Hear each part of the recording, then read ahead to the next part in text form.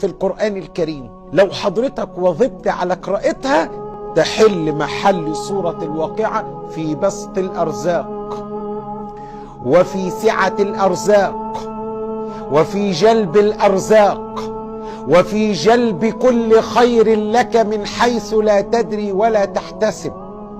يا عم الشيخ ما تبالغش قوي، والله ما ببالغ. ده سيدنا الحبيب صلى الله عليه وسلم بيقول لسيدنا أبو ذر: يا أبو ذر، الناس كلهم لو خدوا بالآية دي لكفتهم. يعني ايه لكفتهم؟ يعني في الدنيا والآخرة. يعني في الدنيا تكفيهم كل أمور الدنيا وتكفيهم كل أمور الآخرة. مش كده وبس، ده سيدنا عبد الله بن مسعود اللي قرأ القرآن داخل الكعبة على مسامع المشركين بيقول إن هي أسرع آية في القرآن الكريم في جلب الفرج. طيب يا ترى إيه الآية دي؟ إيه الآية الجميلة اللي أنت شوقتنا ليها قوي دي يا عم الشيخ؟ ركز كده. سيدنا أبو ذر رضوان الله عليه وأرضاه لما راح للنبي صلى الله عليه وسلم جعل النبي يرددها حتى نام أبو ذر بين يدي رسول الله صلى الله عليه وسلم، بل ووصل لمرحلة النعاس. فلما استيقظ النبي صلى الله عليه وسلم بيقول له: يا أبا ذر، لو أن الناس كلهم أخذوا بها لكفتهم، يعني في الدنيا والآخرة.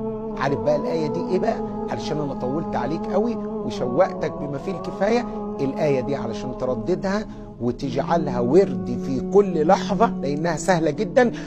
ومن يتق الله يجعل له مخرجا ويرزقه من حيث لا يحتسب ومن يتوكل على الله فهو حسبه إن الله بالغ أمره قد جعل الله لكل شيء قدرا.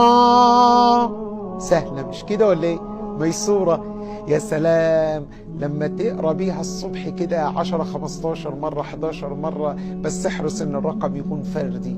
ويا سلام بعد الظهر لما تقراها، ويا سلام بعد العصر. ما هي سهلة جدا اهي.